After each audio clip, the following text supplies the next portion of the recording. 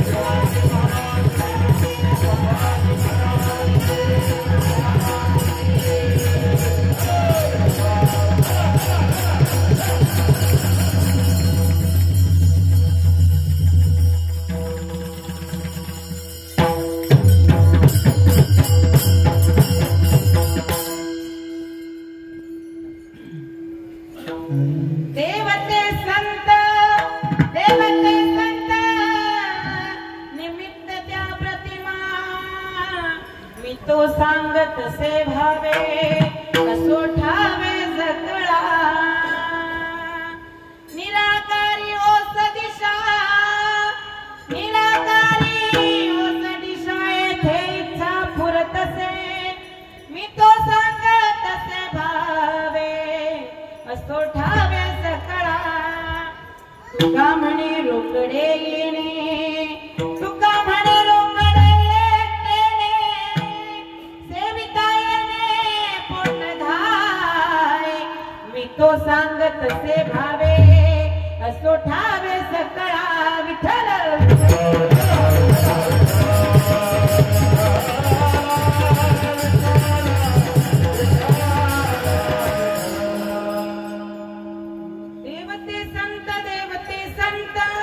निमित्त त्या प्रतिमा मी तो सांगत से भावे असो ठावे सकळा प्रस्तुत प्राप्त प्रसंगी प्राप्त स्थळी कीर्तन रूपी सेवेसाठी निवडलेला अभंग ज्ञानियांचे राजे ज्ञानियांचे शिरोमणी योग्यांची मायबाप साधकांचे मायबाप असणारे माझे ज्ञानोबा राय ज्यांनी वारकरी संप्रदायाचा पाया घातला योगी असणारे आणि त्या ज्ञानोबा रायांना अत्यंत जीवष्ट कंठस्थ जे प्रिय आहेत असे असणारे माझे जगद्गुरु तुकोबा राय ज्यांनी जाळोनी संसार बैसलो अंगणी वैराग्याचे मूर्तिमंत पुतळे त्या माझ्या तुकोबा रायांचा देवाचा आणि संतांचं महत्व वर्णन करणारा अभंग आजच्या कीर्तन रूपी सेवेसाठी निवडलेला आहे विठ्ठल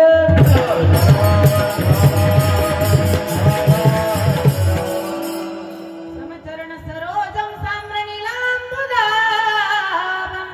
जगननीत पाणिं मंडनं मंडनानां तरुण तुलसीमाला कंजरं कंजनेत्रं सदयदवलासं विठ्ठलं चिन्तयामि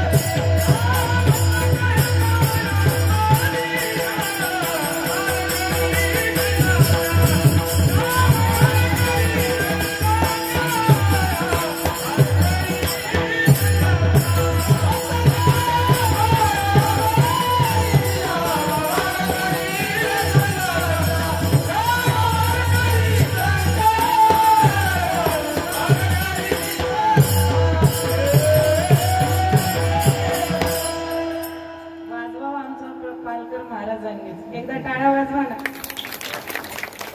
महाराज कायम गुरुजींची आठवण करून देतात बरोबर पांडुरंगा करू प्रथम नमन दुसरे चरण संताचिया त्यांचा कृपादाने कथेचा विस्तारू बाबाजी सद्गुरुदास तुका कलावज्ञ जीव धरार्थावतारम कलंकांक तेजोदी कामोदी वक्त्रम खलानिश पादापनुदार दक्षम समाधिस्थ मूर्तिम भजे ज्ञानदेवं नमो ज्ञानेश्वरा निवृत्ती उदारा सोपान देवा मुक्ताबाई नमो त्रिभुवन पावनी अध्यात्रय जननी देवाची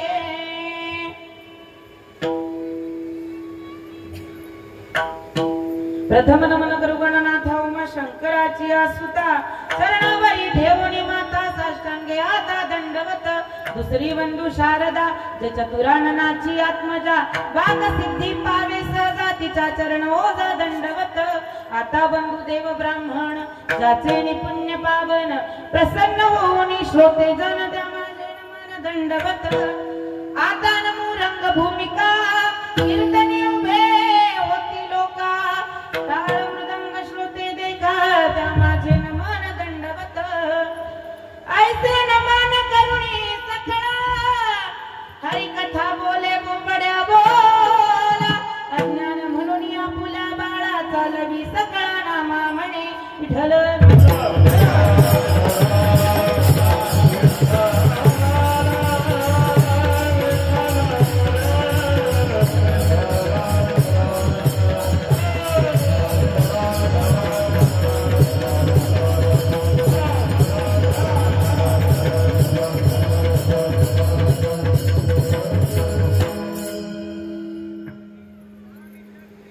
सेवेसाठी घेतलेला अभंग तुकोबरायांचा आहे आणि सेवेला सुरुवात करण्यापूर्वी अल्पसा थोडासा परिहार द्यायचा तो असतो.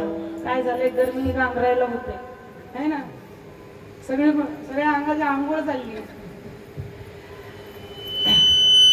आजची जी सेवा आहे वर्धापन दिनानिमित्त आजचा कार्यक्रम आहे. सालाबाद प्रमाणे वर्षानुवर्ष किती वर्ष झाले तुमच्या मंदिराला मला वाटतं याच्यावर काही लिहिलेलं नाही, फक्त 11 वर्षापासून साईबाबांचं मंदिर उभारण्यात आलेलं आहे आणि मोठ्या आनंदाने थाटामाटाने, कारण परमार्थ सौभाग्यवती स्त्री सारखा करावा, रंडका करू नये असं म्हणतात. तो खरोखर तुमचा परमार्थ जो आहे तो सौभाग्यवती स्त्री सारखा आहे. कारण संसार कुणीही आनंदाने करतं, परमार्थ आनंदाने करायला बहुत जन्मीचे सुकृत पदरी तरीच नाम जिव्हाग्री येईल श्रीरामाचे असं म्हणतात. म्हणून सर्वांचं अतिशय नम्र भावाने सर्वांच्या चरणी नतमस्तक होऊन सर्वांचे आभार की इतकं सुंदर साऊंड सिस्टीम आहे, इतकी सुंदर वातावरण आहे आणि तुम्ही सर्वही अगदी लहान मोठे थोर अबालवृद्ध या ठिकाणी सेवेसाठी हजर आहे हे पाहून जास्त आनंद वाटतो. कारण कधी कधी असं होतं फक्त वाजवणारे गाणारे नामीच, कीर्तनाला जसं जसं कीर्तन संपत येतं तसं तसं माणसांची हजेरी लागत जाते. पण इथं उलट आहे, इथं गर्दी आधी जास्त. याचा अर्थ गर्दी तर आहे पण गर्दी सुद्धा आहे. विठ्ठल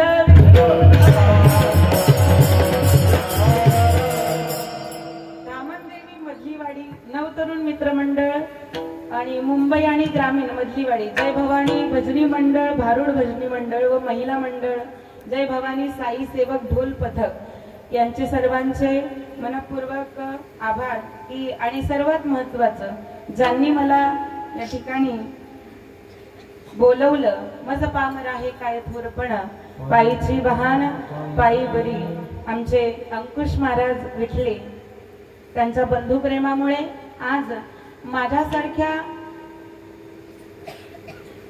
लेकराला या ठिकाणी, तसं पाहता लेकरू म्हणणार नाही तुम्ही म्हणाल,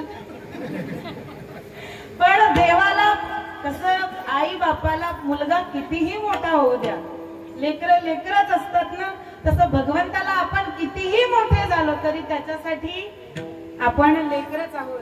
आणि आज महाराज सर्वात माझं भाग्य या ठिकाणी एवढं थोर आहे की इंद्राप्रमाणे ज्यांचं वादन आहे आमचे प्रमोद महाराज पालकर, अगदी माझ्या पहिल्या कीर्तनापासून आजपर्यंत त्यांच्या वाजवण्याला तोड नाही. सुनील महाराज मिस्त्रींनंतर जर नाव घेतलं जाईल आपल्या तालुक्यामध्ये तर महाराजांचं नाव घेतलं जातं. आणि खरोखर कला असणं नुसतं महत्वाचं नाही, कलेबरोबर आंब्याला फळं लागली तर आंबा वागतो ना, तसं त्यांची विनम्रतेचा जो स्वभाव आहे तो अत्यंत विलोभनीय. त्यांच्या चरणी नतमस्तक होते. तसेच आमचे रितेश महाराज भोसले जे गायक आहेत, विवेक महाराज आणि आदित्य महाराज पडवेकर सर्वांना, तसेच आमचे सर्व टाळकरी मंडळी, आमचे विशेष प्रेम असणारे सर्व आमचे बाबा वगैरे सर्व या ठिकाणी उपस्थित आहेत. आणि मेन म्हणजे आमच्या साऊंडवाल्या दादांचे सुद्धा आभार. आणि या ठिकाणी सर्वांचे आभार मानून सेवेला सुरुवात. विठ्ठल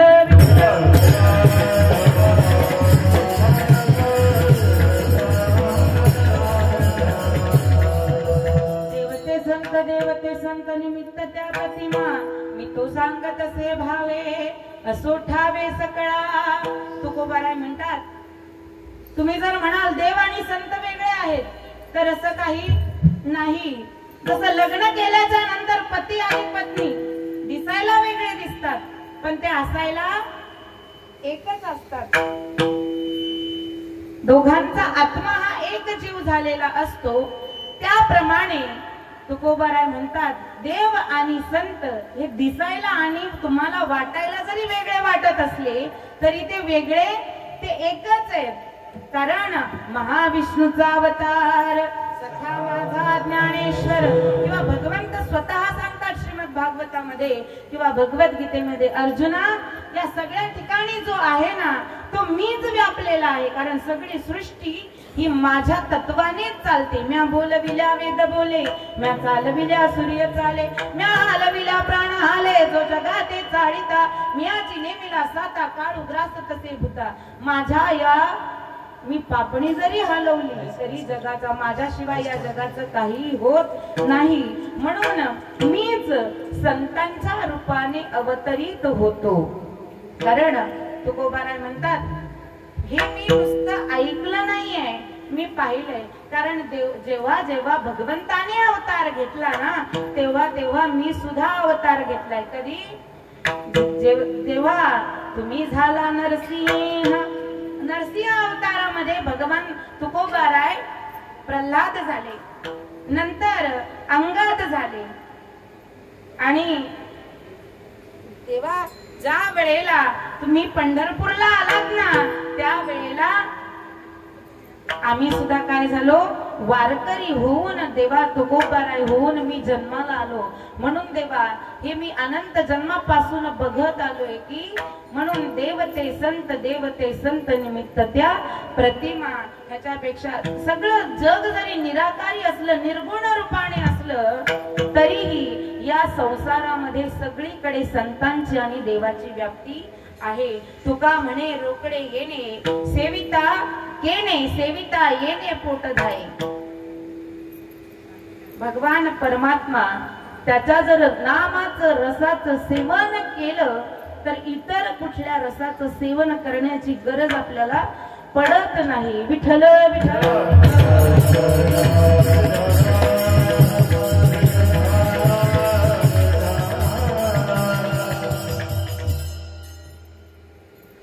असो. अभंगाचा सरळ सरळ अर्थ व्यक्त केलेला, काही चुकत असलं तर तुम्ही पदरात घ्या. कारण आजची जी सेवा आहे कशी महाराज, तुम्ही आम्ही खेळी मेळी गदारोळी आनंदे. कीर्तनकार सगळीकडेच असतात पण कधी कधी फक्त आनंद घ्यायचा असतो. सगळीकडेच ऍटिट्यूड दाखवून फायदा. जिथं अहंकार येतो तिथं परमार्थाला आनंद उरत नाही. पूर्वीच्या काळामध्ये परमार्थामध्ये आनंद होता आणि तो आनंद जर द्विगुणित करायचा असेल तर माणसाला परमार्थामध्ये लहान व्हावं लागतं. मग तुम्ही म्हणाल तू तर तब्येतीने लय जाड आहेस.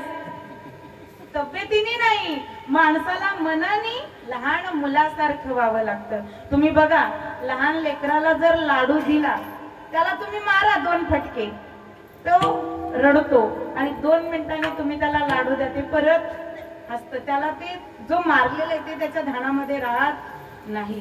परमार्थ सुद्धा असंच आहे. जर तुम्ही मागच्या गोष्टी विसरून पुढे चालत राहिला तर परमार्थ यथोचितपणे पार पडल्याशिवाय राहत नाही. विठ्ठल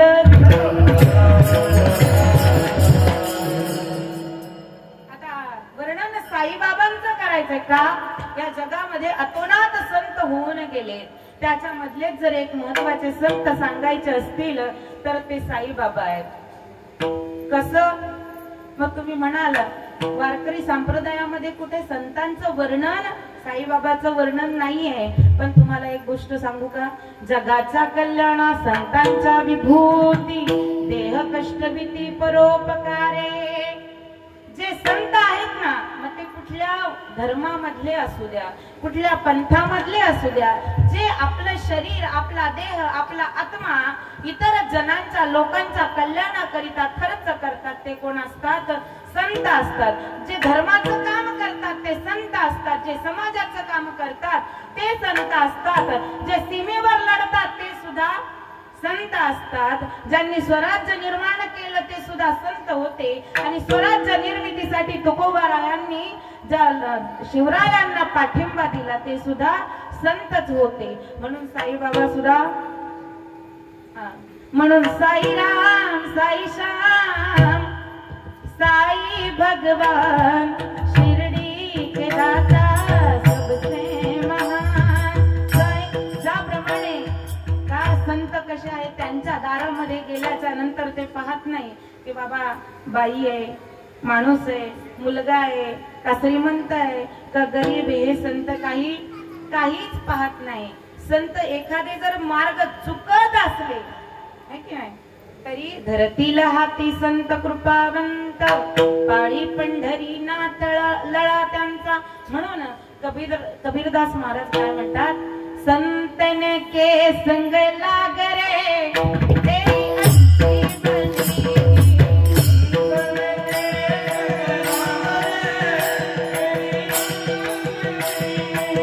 संतन के संग लाग रे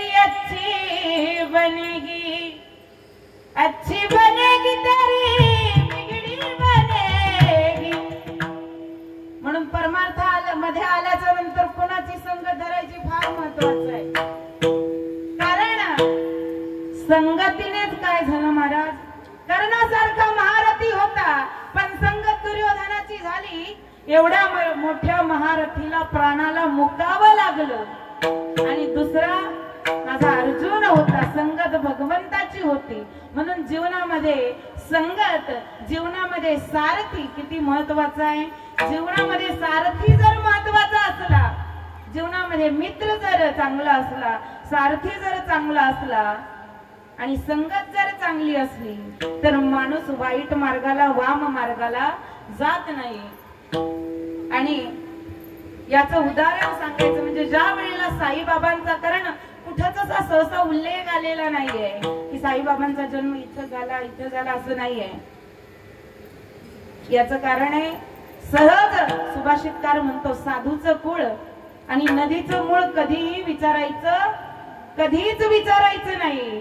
कारण विचारायला जाल तर तुम्ही अटकून बसाल. त्यांच्याकडे जे घेण्यासारखं आहे संतांकडे तेवढंच घ्यायचं. का? त्यांच्या संपूर्ण चरित्राबद्दल माहिती करायला तुम्ही त्या पात्रतेचे सुद्धा नाही आहे. अहो संतांनी अगदी तळागाळातल्यांना सुद्धा काय केलेलं आहे, हाताला पकडून बाहेर काढलेलं आहे. ज्याप्रमाणे ज्ञानोबाराय ज्ञानेश्वरी मध्ये म्हणतात, तरी जडजडोनी वहिला निघ ये भक्तीची वाटे लाग, जिया पावसी अव्यंग निज धाम माझे. अर्जुना, गटारीतून बाहेर पडून, बाहेर जसं अंग झटकून टाकतो ना कुत्रा, तो असंच आहे. ज्ञानोबारायांची भाषा थोडी सभ्य आहे, पण शुद्ध मराठीमध्ये सांगायचं जर झालं, अर्जुना ज्याप्रमाणे तो श्वान, बाबा आता कुत्रा म्हणलं हसायला येतं तर श्वान म्हणते, ज्याप्रमाणे तो कुत्रा जर गटारीमध्ये पडला तर तो काय करतो, तिथून बाहेर निघतो आणि आपलं संपूर्ण अंग झटकून टाकतो आणि परत आपल्या मार्गाला लागतो. त्याप्रमाणे परमार्थामध्ये काय करायचं, तुम्ही संसार रूपी गटारीमध्ये जरी पडलात तरी झडझडोनी वाहिला निघ आणि ये भक्तीची ये वाटे लागे. संतांचा हात धरायचा आणि संतांनी हात जर धरला आणि त्यांच्या सोबत त्यांच्या पाठीमागे जर आपण वाट चालत राहिलो तर त्यांच्या मागे चालता चालता चालता कधी भगवंताची प्राप्ती होते हे आपल्याला सुद्धा कळत नाही. विठ्ठल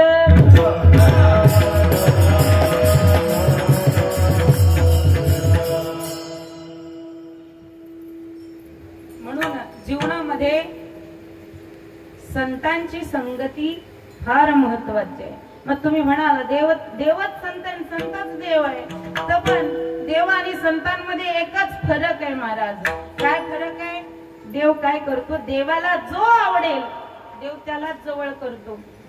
श्रीमद भागवतामध्ये वर्णन आलेलं आहे की देव काय करतो, ज्या वेळेला काल्याचा रावण गोल असा बसू करून सगळ्यांना देव बसवतो खेळून झाल्याच्या नंतर, त्या वेळेला जे अत्यंत अहंकारी आहे देव त्याला बाहेर करून बसवतो बाहेरच्या गोलामध्ये, आणि जे प्रेमळ भक्त आहेत ना देव त्यांना जवळ बसवतो आणि स्वतःच्या हाताने खाऊ घालतो. हा झाला भगवंत. पण संत तसे नाहीयेत. तुम्ही नालायक जरी असले तरी सुद्धा संत काय करतात?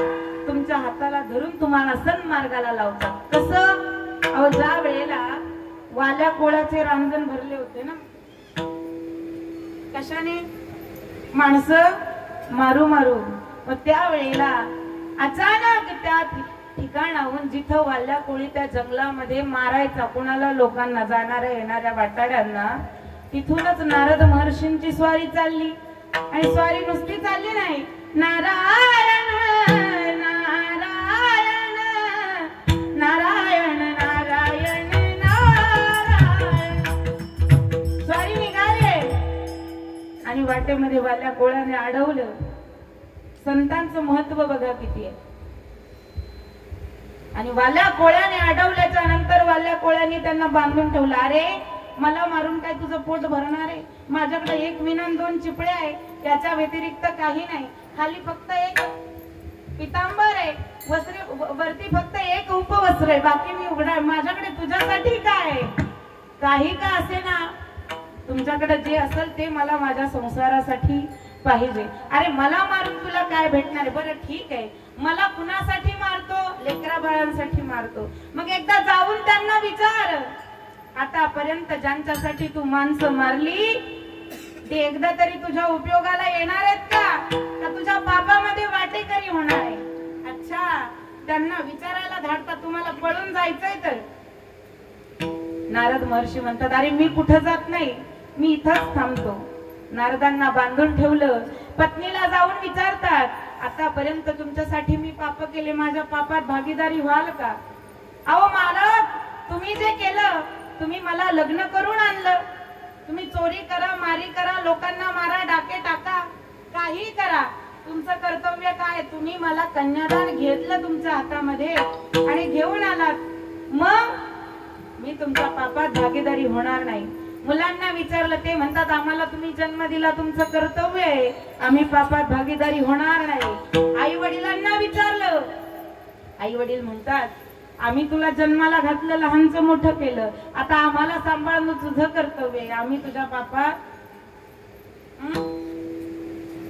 मग कुणीच ज्या वेळेला सगळे नाही म्हणतात त्या वेळेला हताश होऊन नारद महर्षींकडे येतात वाल्या कोळी आणि तुझ्या कृपेची लबलाही वाल्याचा वाल्मिक होई. म्हणजे संतांची संगत जर लागली तर वाल्याचा वाल्मिक ऋषी झाल्याशिवाय राहत नाही.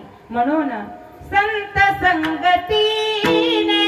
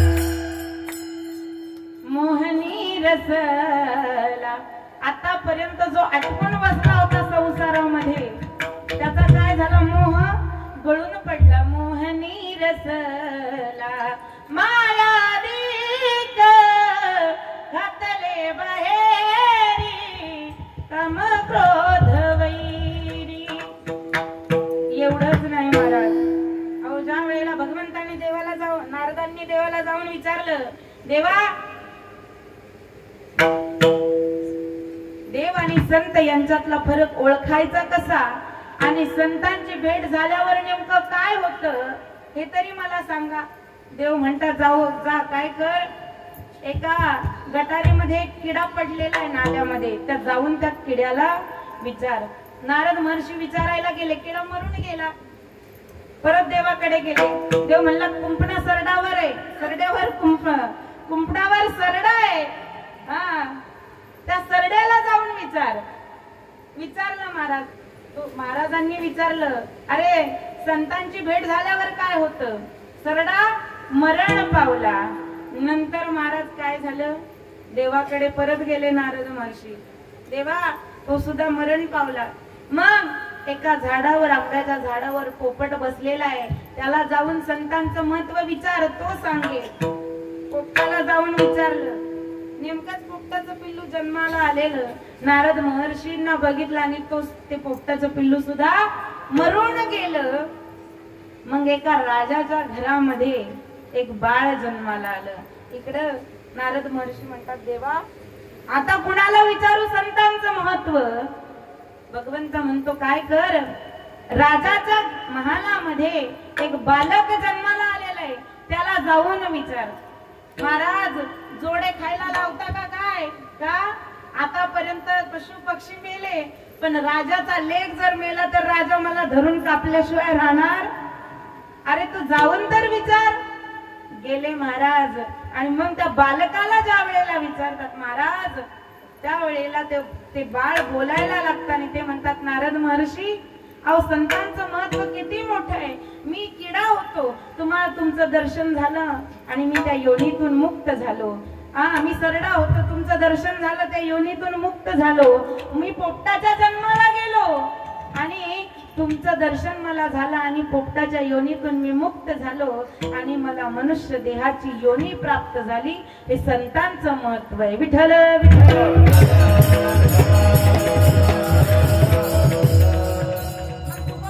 धरणेकरी म्हणतो, बरं संत असे आहेत ना, मग देव आणि संत, देवच संत आहेत, हे ओळखायचं तरी कसं महाराज? अहो देवच संत आहेत हे ओळखणं फार सोपं आहे. कारण काय आहे महाराज, संत हा भगवंताचा काय आहे, आत्मा आहे की नाही? भगवंत जर शरीर असेल तर संत ह्या भगवंताचा आत्मा आहे. अहो ज्या वेळेला संत हेच देव आहे, त्याचं उत्तम उदाहरण श्रीमद भागवतामध्ये आलेलं आहे की ज्या वेळेला उद्धवाला भगवान श्री कृष्ण 11 वर्ष 52 दिवसाच्या असताना मथुरेला गेले, कंसाला मारलं, शूरसेनाला राज्यावर बसवलं आणि एक दिवस आपल्या महालाच्या खिडकीतून मथुरेपासून 14 किलोमीटर असणाऱ्या वृंदावनाकडे त्या खिडकीतून टकमका लावून भगवान श्री कृष्ण पाहतो आणि देवाच्या डोळ्यांमध्ये अश्रू आहे, भगवंत रडतायत. त्या वेळेला देवकीला काही समजत नाही की कृष्ण का रडतो. का? यशोदेने पाळीला, यशोदेने सांभाळलं होतं ना, त्यामुळे तो कशामुळे रडतो हे जन्मदात्या आईला कळत नव्हतं. तेवढ्यात उद्धवाला, कोण? बृहस्पतीचे शिष्य असणारे उद्धव, त्या उद्धवाला देवकी माता म्हणते, उद्धवा अरे सगळे सुख आहेत पण तरीही माझ्या कृष्णाच्या डोळ्यामध्ये पाणी है। उद्धव तुम जरा जाके देखो, वो तुमसे सारी बातें बतलाता है, वो तुम्हारा सखा है, तुम्हारा मित्र है। तुम जरा जाके कृष्ण से पूछो कि उसकी आंखों में आंसू क्यों है, हमसे कोई गलती तो नहीं हो गई। असं म्हटल्याच्या नंतर उद्धवजी जातात, भगवंताच्या डोळ्यामध्ये पाणी। देवा अहो का रडता? उद्धवा का रडता?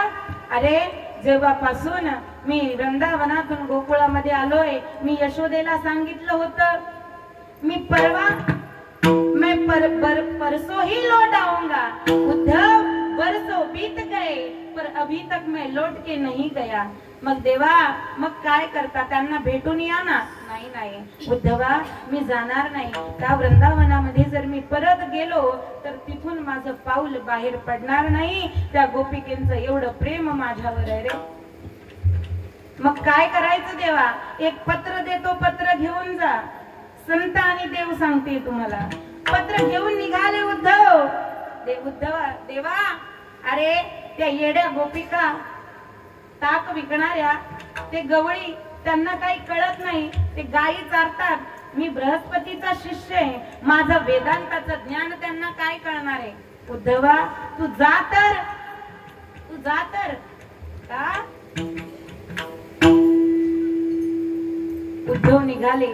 देवाने आपला मोर मुकुट काढला, उद्धवाच्या डोक्यामध्ये घातला, आपला पितांबर उद्धवाला दिला, आपला रथ उद्धवाला सांगितलं माझ्या रथातून जा, आणि गेले उद्धवजी. आणि तिथे असणारे महाराज ज्या वेळेला भगवंताचा रथ येताना बघितला, सगळ्यांना आनंद झाला, देव आला म्हणून, पण देव दिसत नाही. त्यावेळेला सगळे जण रडायला लागतात. पण तो उद्धव ते भगवंताचं पत्र घेऊन ज्या वेळेला राधा राणीकडे जातात, ती राधा राणी अशी तशी नाहीये महाराज. आता तुम्ही म्हणाल आम्हाला पण राधा माहितीये, ती तुम्ही म्हणता ती राधा नाहीये. आपल्याकडे एकच राधा आहे. काल्याच्या कीर्तनात महाराज लोक राधा सांगतात. कोणती? राधे चल माझ्या गावाला जाऊ, तर गोकुळ फिरून पाहू. ही राधा आहे का? राधा इति कृष्ण, कृष्ण इति राधा. भगवंताची सावली म्हणजे राधा. देव आणि संत वेगळे नाही, ह्याचं उदाहरण सांगते. तुम्ही म्हणाल राधा संत आहे का? राधा संत आहे. अत्यंत अगदी अग्रगण्य संत असणारी श्री संत म्हणजे राधा आहे. भगवंताची सावली म्हणजे राधा, भगवंताचा आत्मा म्हणजे राधा. एवढंच नाही, माझ्या भगवंताला जर ताप आला तर तो ताप राधा राणीच्या पायाला लागलेल्या मातीच्या धुळीने जावा एवढा अधिकार जिचा आहे, ती स्त्री संत म्हणजे राधा आहे. मग उद्धवाला कसं कळत? उद्धवाला कळलं नाही की राधाच कृष्ण आहे आणि कृष्णच राधा आहे. गेले राधेकडे, त्यांना ब्रह्म उपदेश करायला लागले. उद्धवजी, अरे अहो गोपिकांना तुम्ही का रडता? अहो विठ्ठल जळी स्थळी भरला, रिता ठाव नाही उरला. देव सगळीकडेच आहे, मग तुम्ही का रडता? त्या गोपिकांना उपदेश करतो उद्धव. अरे घट घट में है राम रमैया और आप क्यों रो रही हो? अरे उद्धवा, आम्हाला तो आठवतो रे, तो आम्हाला सोडून गेला. आमच्या ताकाच्या पाण्यावर सुद्धा त्या कृष्णाने नाचावं एवढं त्याचं आमच्यावर प्रेम, आणि आज एवढे वर्ष झाले तरी तो आम्हाला सोडून निघून गेला. अहो तो कुठं जातो? तो तुमच्याच जवळ आहे, आमच्याच जवळ आहे. आम्हाला ब्रह्मज्ञानाचा उपदेश करू नको उद्धवा. का? आम्हाला ब्रह्मज्ञान कळत नाही, आम्हाला फक्त भगवंतावरचं प्रेम कळतं. काय ये तो प्रेम की बात है उधो, बंदगी तेरे बस की. थोड़ा कमी करा ना म्हणावं. बंदगी तेरे बस की नहीं है.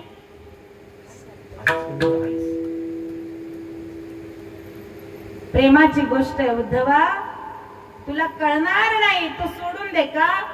जो ज्ञानी असतो ना त्याला प्रेम कळत, त्याला प्रेम नाही कळत.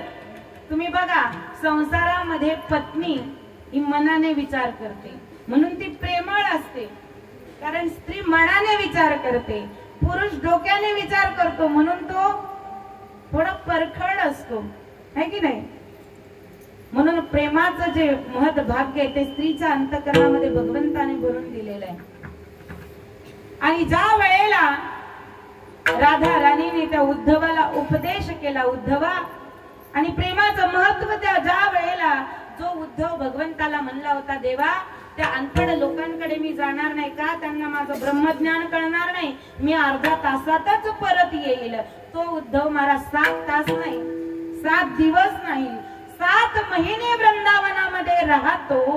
ज्या वेळेला त्याला कळतं कृष्ण इति राधा, राधा इति कृष्ण, हे ज्या वेळेला उद्धवाला कळतं, कारण जो ब्रह्मज्ञान उद्धव राधेला सांगत होता आणि तोच भगवान श्रीकृष्ण ज्या वेळेला राधा राणीच्या शेजारी बसलेला आणि राधा राणी मध्ये त्या उद्धवाने बघितला, त्या वेळेला त्या उद्धवाला कळालं काय, देवते संत निमित्त त्या प्रतिभा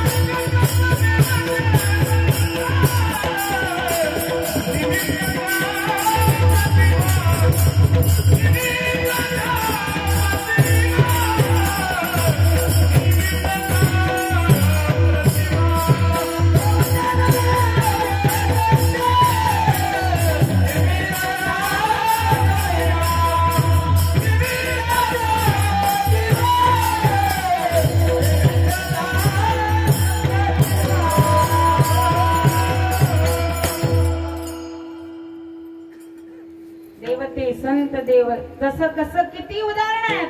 कारण जसा चमत्कार देव करतो तसे संत सुद्धा किती चमत्कार केले साईबाबांनी. ज्या वेळेला माणसं मेलेली माणसं घेऊन जातात, शिर्डीवाले साईबाबा आया है तेरे पे सवाल. लोक सवाल घेऊन जायचे, मेलेली माणसं घेऊन गेले.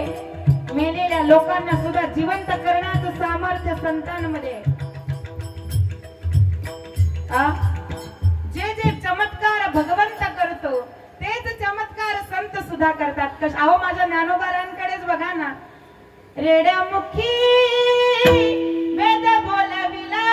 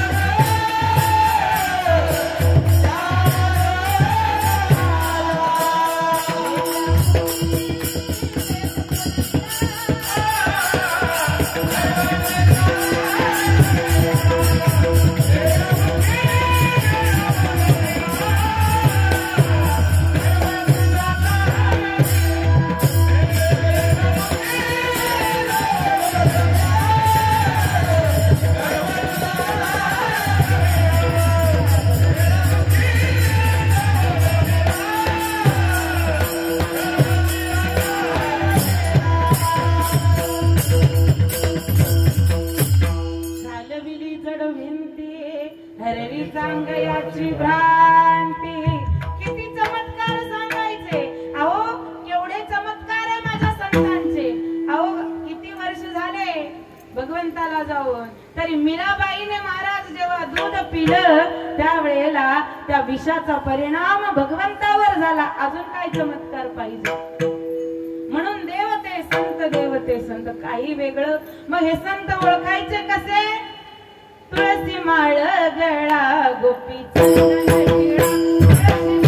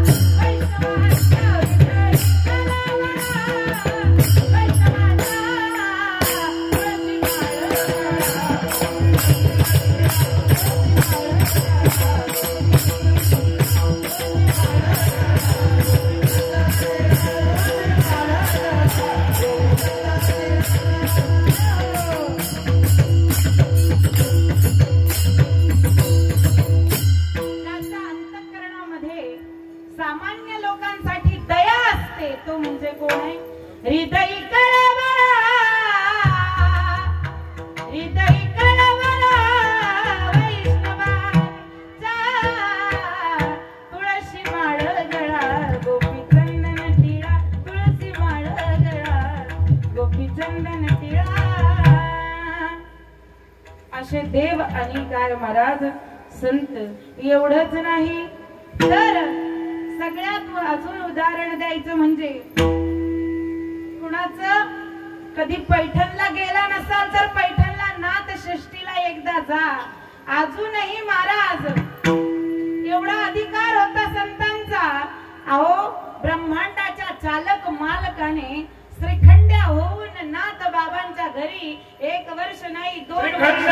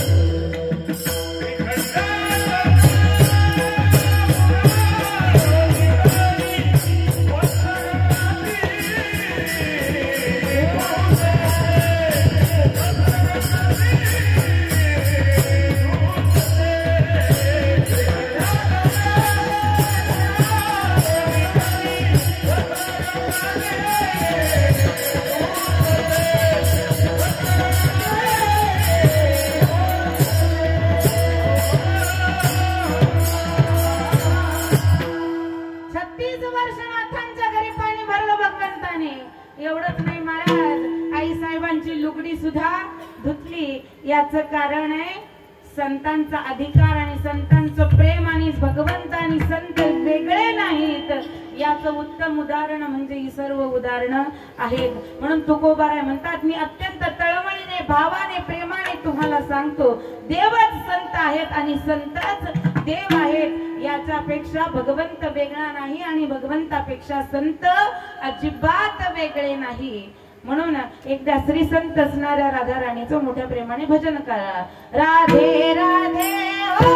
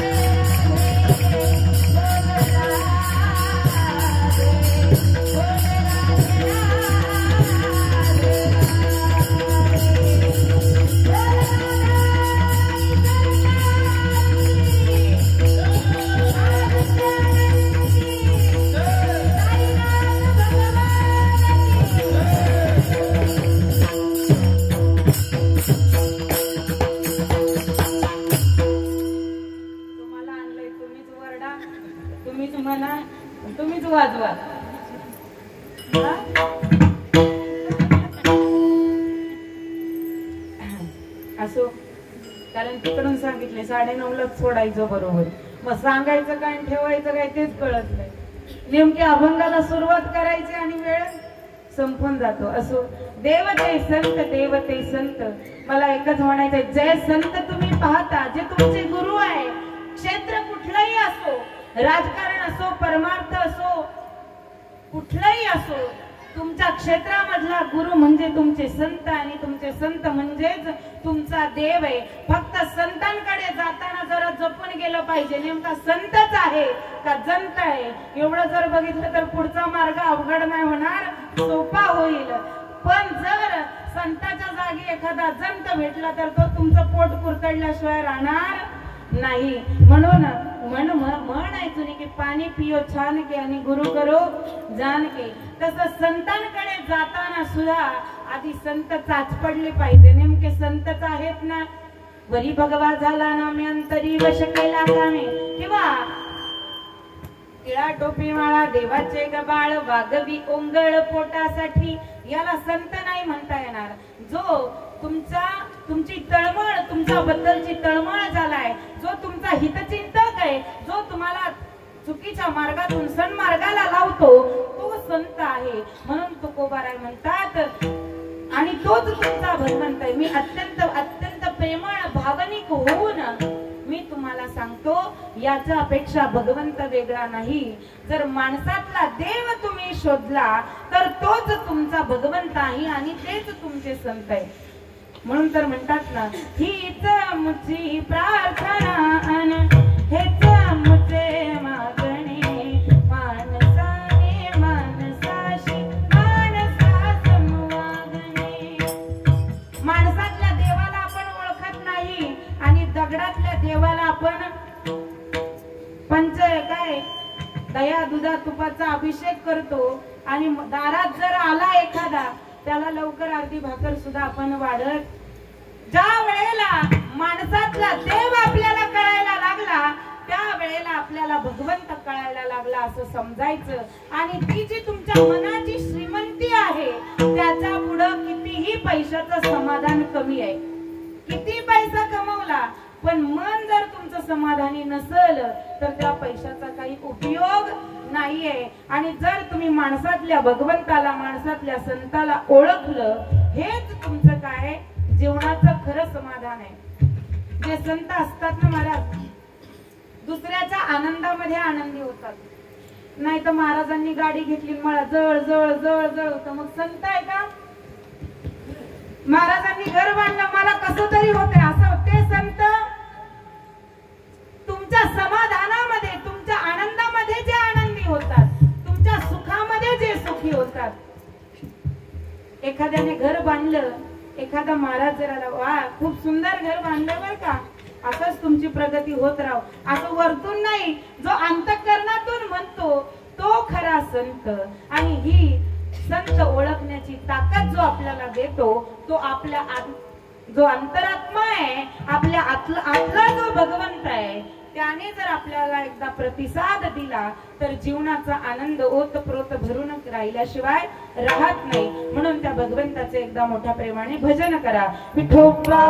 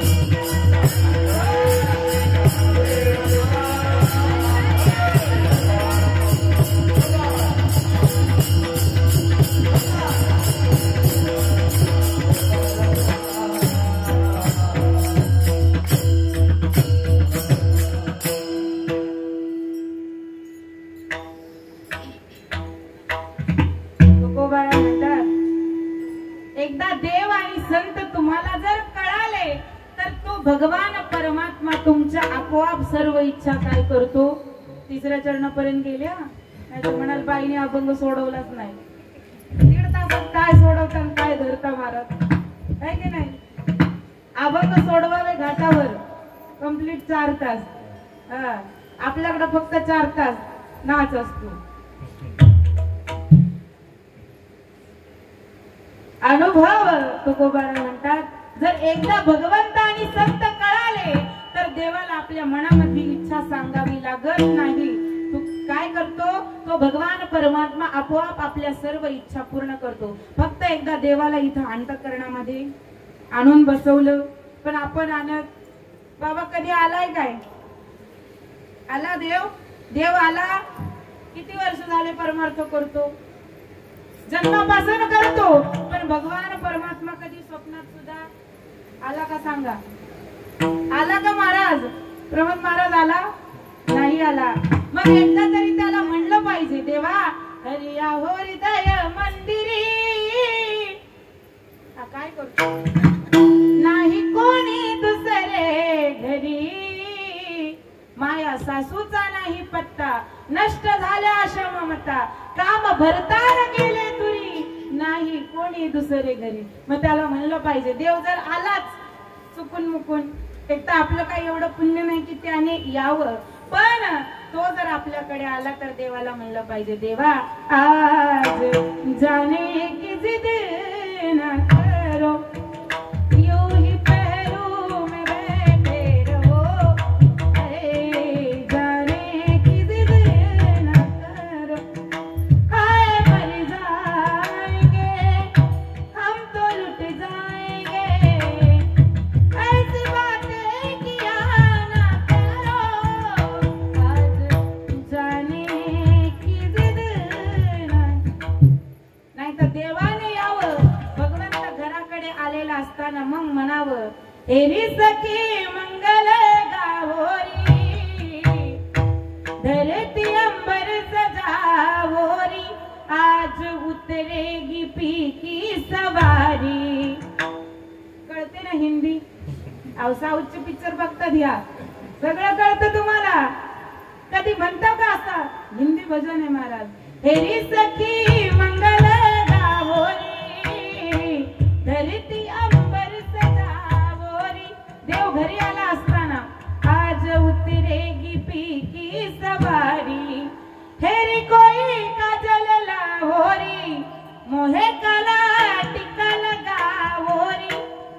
उनकी छब से दिखूं मैं तो प्यारी. हेरी सखी मंगल गाओ असं म्हणतो आपण.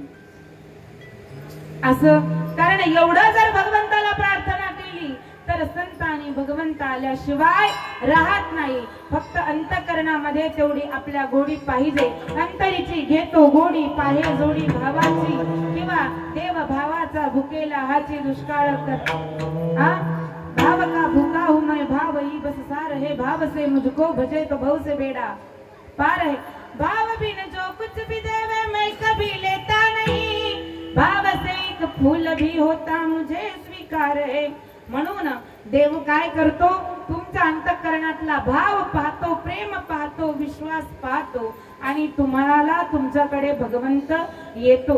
संतांनी एकच केलं त्या भगवंताला आपल्या अंतःकरणामध्ये बसवलं आणि म्हणून त्या संतांना देवत्व प्राप्त झालं आणि म्हणून देवते संत झाले. तुकोबाराय म्हणतात जर एवढं सगळं तुमच्या जवळ आलं तर मग तुका म्हणे रोकडे केने सेविता येणे पोट धाये.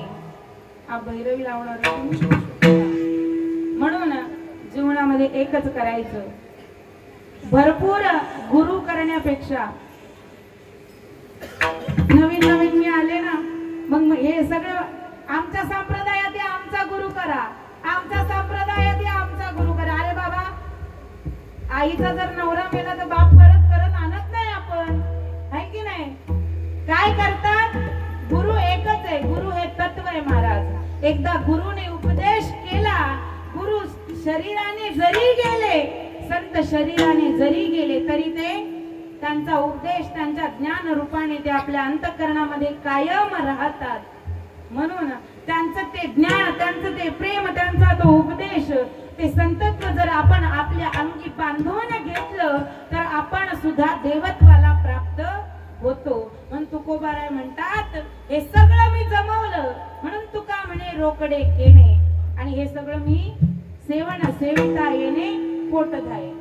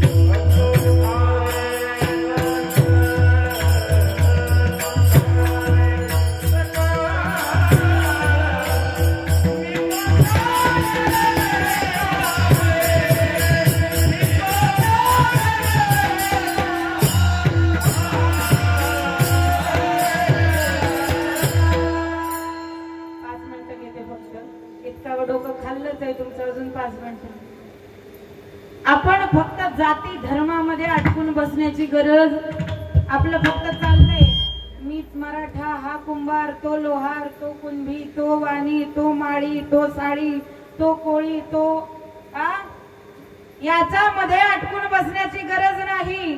संत आणि देव शोधायला मूर्तीकडे सुद्धा जाण्याची गरज नाही. जरा बघा, कधी मस्जिद मध्ये गेलात ना, मित्र असतील तुमचे, तर तिथं कुठला देव नाहीये. सगळ्यात महत्वाचं आहे आपला हिंदू धर्म सांभाळणं. जर तुम्हाला कुणी विचारलं तुमची जात कोणती आहे, तुमचा धर्म कोणता आहे, तर निष्ठून सांगा, एकदम निक्षून सांगा की मानवता हाच आमचा धर्म आहे, हिंदू धर्म हाच आमचा धर्म आहे. याच्यापेक्षा वेगळी जात आणि वेगळा धर्म आता आमचा कुठलाच नाहीये. हाच एक आमचा धर्म, हाच एक आमची जात आणि हेच एक आमची मानवता आहे. या एवढ्या एक मुठीने होऊन जर तुम्ही वागला तर हेच तुमचं देवत्व आहे आणि हेच तुमचं सत्यत्व आहे आणि संतत्वही आहे. कारण हेच सांभाळणं आता गरज आहे. नुसतं पूर्वीच्या 700 वर्षापूर्वी संतांनी अभंग लिहिले, ते अभंग लिहिणं हे त्या काळाची गरज होती.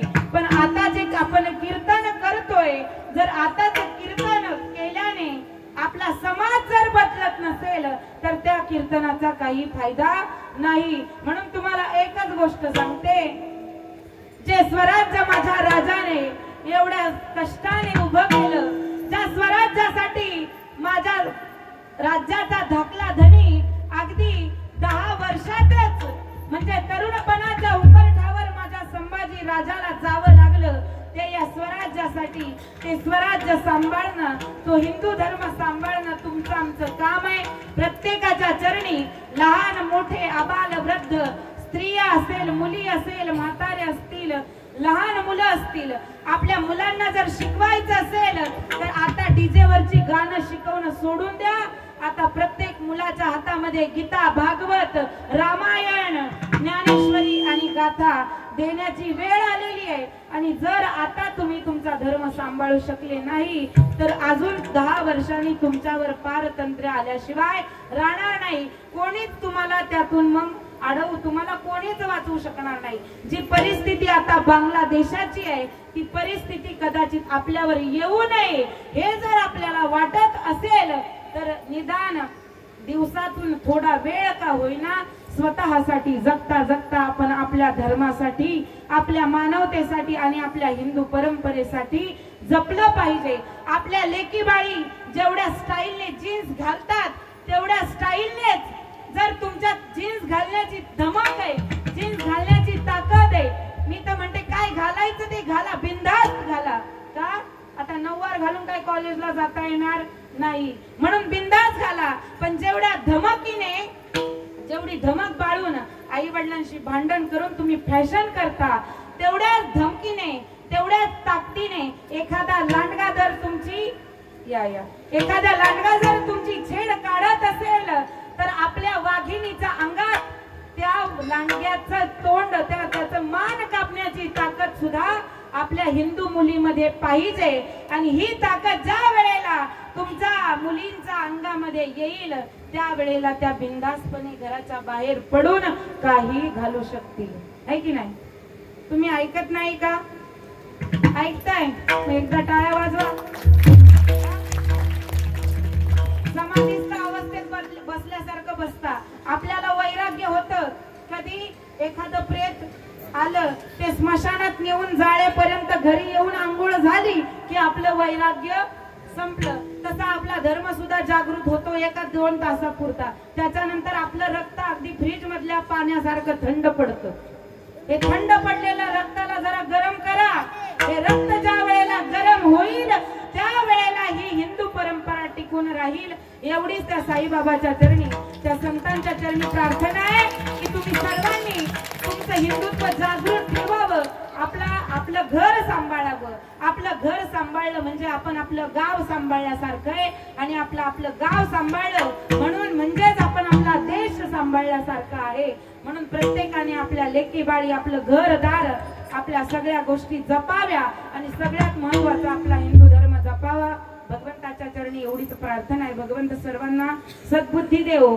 याचं हे, त्याचं ते या गोष्टींमधून आपलं लक्ष दूर होऊन आपलं मन, आपलं चित्त आणि आपली बुद्धी सन्मार्गाला लागावी. एवढीच त्या संतांच्या, त्या साईबाबांच्या चरणी प्रार्थना. सर्वांनी अतिशय उत्कृष्ट पद्धतीने साथ केली. आमचे पालकर महाराज असतील त्यांचे धन्यवाद. गायक मंडळी, त्यांचे टाळकरी मंडळी असतील, बाबा असतील, विनेकरी बाबा असतील, चोपदार असतील, माझ्या लाडक्या लेकी असणाऱ्या ज्या चोपदार बनून, चोपदार बाबा असतानाही, कारण इथं उभं राहायला धमक लागते, ताकद लागते ना महाराज. हळदीत नाचायला काय ताकद लागत नाही, तिथं कोणी बघत आहे की नाही. पण इथं असं 2 तास उभं राहायला काय लागते? हिम्मत लागते. आणि ती हिम्मत माझ्या लेकी बाळींना भगवान परमात्मा असाच देव असत सुद्धा. आणि मेन गोष्ट 2 तास तुम्ही मला झेललं, तुमचे सुद्धा धन्यवाद. साऊंडवाले दादा असतील त्यांचे धन्यवाद. जर कुणाचं नाव गावकरी मंडळीचं घ्यायचं राहिलं असेल तर त्यांची सुद्धा यथोचित क्षमा मागून आणि संतांच्या चरणी, भगवंताच्या चरणी आणि माझ्या गुरुवर यांच्या चरणी सेवा अर्पण करून या ठिकाणी सेवेला पूर्णविराम. ज्ञानेश्वर